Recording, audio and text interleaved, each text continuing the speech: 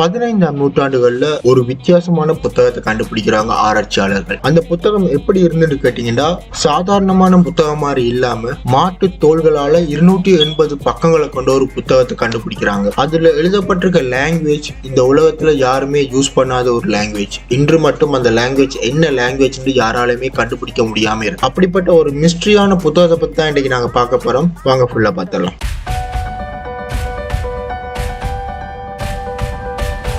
வோய்னிச் manuscript சொல்ற இந்த புத்தகத்துக்கு பேர் கூடி இல்ல. இதை யாரு எழுதினும் தெரியாது. 1912ஆம் ஆண்டு வில்ஃப்ரிட் வோய்னிச் சொல்ற ஒரு புக் கீப்பர் இத்தாலியில இந்த புத்தகத்தை கண்டுபிடிக்கிறார். இந்த புத்தகத்துக்கு பேர் இல்லாததால காலப்போக்குல வோய்னிச் மேனுஸ்கிரிப்ட் சொல்லி அவரோட பேரையே இதுக்கு வைக்க வழிக்கிட்டாங்க. அவரோட பேர் வோய்னிச் வில்ஃப்ரிட். பட் இதுக்கு ஏன் வோய்னிச் மேனுஸ்கிரிப்ட் வந்து கேட்டீங்கன்னா, டீகோட்ஸ், அதாவது உங்களுக்கு எல்லாருக்குமே தெரியும் கோடிங்ஸ். சோ கோடிங்ஸ்க்கு மேனுஸ்கிரிப்ட் தான் சொல்லுவாங்க. சோ அதை பேஸ் பண்ணி தான் இது இவரோட பேரையும், அந்த புத்தகம் என்ன மொழியில இருக்குன்னு தெரியாததால அது கோடுன்னு நினைச்சு கோடோட பேரையும் வச்சுட்டாங்க. இது அதனாலதான் இந்த புத்தகத்துக்கு வோய்னிச் மேனுஸ்கிரிப்ட் சொல்லி ஒரு பேர் வந்தது. இத்தாலியில இந்த புக் கீப்பர் இந்த புக்கை கண்டுபிடிக்கும் போது ரொம்பவும் மோசமான நிலைமையில தான் கண்டுபிடிச்சிருக்காரு. அப்ப அதை திருப்பி பார்க்கும்போது அவருக்கு என்ன தோணுதுன்னா, இது ரொம்ப பழமையான புத்தகம்னு சொல்லி அவர் ஈஸியா கண்டுபிடிச்சிடுறாரு. அதோட அதை உள்ளுக்கு திருப்பி பார்க்கும்போது அழகான ஹேண்ட் ரைட்டிங்கால எழுதி இருக்கு. அதோட அதுல என்ன எழுதி இருக்குன்னு அவருக்கு தெரியல. வியர்டான பிக்சர்ஸ், நாங்க இதுவரைக்கும் இந்த உலகத்துல பார்த்திட முடியாத ஒரு வித்தியாசமான மரங்கள், வித்தியாசமான பூக்கள்,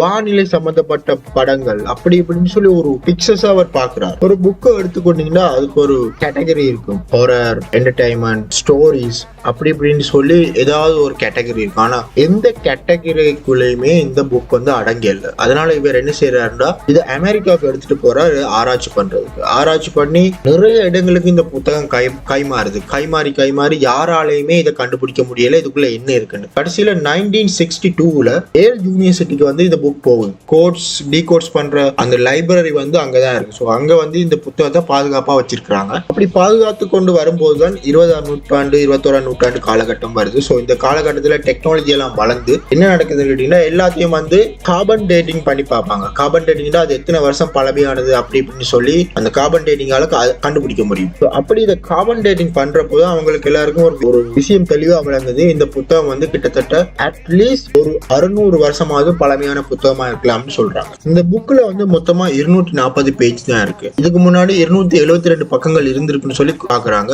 ஆனா அந்த மிச்ச பக்கங்கள் கிழிக்கப்பட்டிருக்கு. யாரால கிழிச்சது, எதுக்காக கிழிச்சாங்கன்னு ரெண்டு பேருக்கும் யாருக்கும் தெரியாது. 15ஆம் நூற்றாண்டு எடுத்துக்கொண்டு பாத்தீங்கன்னா, அந்த காலகட்டத்துல பெருசா படிப்பறிவு, இந்த புக் எழுதுறது, இந்த பேப்பர்ஸ் இதெல்லாம் யூஸ் பண்றது மிகவும் யூஸ் பண்ணவே ஆரம்பிக்கலன்னு தான் சொல்லலாம் இந்த காலகட்டத்துல. ஆனா அந்த காலகட்டத்திலையும் இந்த மாட்டுத்தோலை பயன்படுத்தி இவங்க ஒரு புக்கை கிரியேட் பண்ணிருக்கிறாங்க. அதுவும் சாதாரணமா எழுதல, வித்தியாசமான ஒரு மொழியிலையும் யாராலையுமே புரிஞ்சு கொள்ள முடியாத அளவுக்கு அதை எழுதி வச்சிருக்காங்க இந்த புக்கை எழுதின மனிதர்கள். சோ இப்படி இருக்கும்போதுதான் இந்த புத்தகத்தை பத்தின விஷயங்களை ஆராய்ச்சி தெளிவா தெரிஞ்சு கொள்ள பாதுகாத்து வச்சிருக்கிற ஆட்களுக்கு ஒரு ஆர்வம் ஏற்படுது. அவங்க என்ன செய்யறாங்கன்னா, இந்த கோட்களை டீகோட் பண்ற டிபார்ட்மெண்ட்டுக்கு கொண்டே கொடுக்குறாங்க. இதை டீகோட் பண்ணி தர சொல்லி.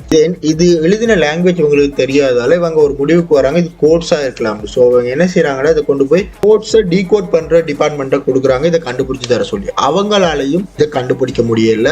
இதுல என்ன இருக்குன்னு உங்களுக்கு தெளிவா தெரியல. இவ்வளவு மிஸ்ட்ரியான புத்தகத்துக்கு உள்ள என்ன இருக்குன்னு பாத்தீங்கன்னா, எல்லா பேஜ்லயும் டயக்ராம்ஸ் இருக்கு. சோ முதலாவதா ஒரு விஷயத்தை நான் உங்களுக்கு சொல்றேன். இந்த புத்தகத்துல ஃப்ளவர்ஸ் இருக்கு. நீங்க சாதாரணமா எடுத்துக்கொண்டீங்கன்னா எங்களோட உலகத்துல ரோஸ், சன்ஃபிளவர், அப்படி இப்படின்னு நிறைய பூக்கள் இருக்கும். அது மாதிரி இல்லாம இதுவரைக்கும் நாங்க பார்த்துடாத ஒரு வித்தியாசமான பூக்களை வரைஞ்சி வச்சிருக்காங்க. அது என்ன பூன்னு இன்னும் மட்டும் யாருக்கும் தெரியல. இது வரைக்கும் எந்த மனிதர்களும் இந்த உலகத்துல அப்படி ஒரு பூவை பார்த்ததே இல்லை. இதுல இருக்கிற மரங்களை பார்த்தோம்னா இந்த உலகத்துல இல்லாத மாதிரியான வித்தியாசமான மரங்களாவே இருக்கு. உதாரணத்துக்கு சொல்ல போனா, நீங்க சயின்ஸ் பிக்ஷன் படம் பார்த்திருப்பீங்க. அது எங்கேயாவது ஒரு வேட்டு கிரகத்துக்கு கொண்டு போனா அந்த கிரகத்துல மரங்கள் எல்லாம் எப்படி இருக்கு, வித்தியாசமா வியர்டா பெருசா இருக்கு. அப்படிப்பட்ட மரங்கள் இதுல இருக்கு. நிர்வாணமான பெண்களோட படங்கள் எழுதப்பட்டிருக்கு. அந்த பெண்கள் என்ன செய்யறாங்கன்னா, ஒரு வித்தியாசமான மெஷினை ஆப்ரேட் பண்ணி கொண்டு இருக்கிற மாதிரி படங்கள் வரைஞ்சிருக்கு. அது என்ன மெஷினே தெரியல. நீர்வீழ்ச்சி கீழே விழும்போது அதுல இருந்து நிர்வாணமான பெண்கள் கீழே விழுற மாதிரி படம் வரைஞ்சிருக்காங்க. அது ஏன் வரைஞ்சாங்க, எதுக்கு வரைஞ்சாங்கன்னு தெரியல. ஆனா அப்படியும் வரைஞ்சி வச்சிருக்காங்க. அடுத்து பாத்தீங்கன்னா, வானியல் சம்பந்தப்பட்ட படங்கள், அதாவது நட்சத்திரங்கள். நாங்க எல்லாம் சின்ன வயசுல புத்தகத்துல படிச்சிருப்போம், இந்த எல்லா நட்சத்திரையும் ஜாயின் பண்ணா ஒரு வித்தியாசமான மிருகம் வரும். இந்து சமயத்திலையும் இருக்கும் கிரகங்களை பத்தின ஒரு வானியல் ஆராய்ச்சி செஞ்சு வச்சிருப்பாங்க. கிரகங்கள் இந்த நேரத்துல இந்த இடத்துல இருக்கும், இப்படி இப்படின்னு வித்தியாசமா செஞ்சு வச்சிருக்காங்க, வித்தியாசமா படம் வரைஞ்சு வச்சிருக்காங்க. இப்படி இருக்கிற புத்தகத்தை இவங்க ஆராய்ச்சி பண்ணி பார்க்க ஒரு யூகத்துக்கு வராங்க. இது இந்த கேட்டகரியில் இருக்கலாம். அதுல முதலாவது கேட்டகரி என்னன்னு கேட்டீங்கன்னா ஹெர்பல், அதாவது மூலிகைகள் சம்பந்தப்பட்ட கேட்டகரி.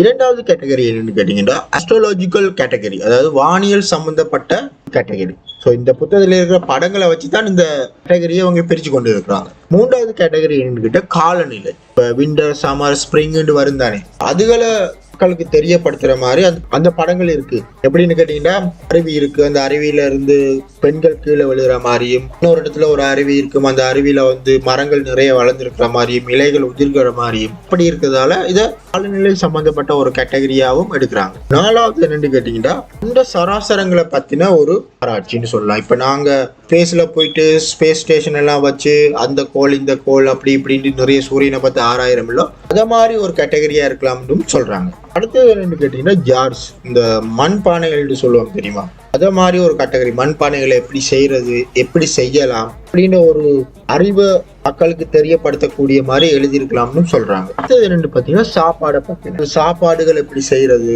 இதுல இந்த புத்தகத்துல இருக்கிற படங்கள் இந்து மட்டும் யாருமே பார்த்துடாத ஒரு படங்கள். ஸோ அதை வச்சு கொண்டு இது சாப்பாடா இருக்கலாம்னு சொல்லி ஒரு யுகத்துக்கு வராங்க. ஸோ அந்த வகையில மாதிரி ஒரு சாப்டரா இதை வச்சிருக்காங்க. ஸோ மொத்தமா இது ஆறு சாப்டரா பிரிச்சிருக்கிறாங்க. இப்படியும் இருக்கலாம்ன்ற ஒரு யுகத்துக்கு தான் வராங்க. பட் இன்று மட்டும் இதுதான் சரியானதுன்னு சொல்லி யாராலுமே கண்டுபிடிக்க முடியல புத்தகத்தை. இப்படிப்பட்ட ஒரு புத்தகம் உங்களோட கையில கிடைச்சா நீங்க என்ன செய்வீங்கன்றதை கீழே கமெண்ட் பாக்ஸ்ல சொல்லுங்க. உங்களால முடிஞ்சா அதை டீகோட் பண்ணி விடுங்க. வீடியோ பிடிச்சிருந்தா ஒரு லைக் போடுங்க. நன்றி.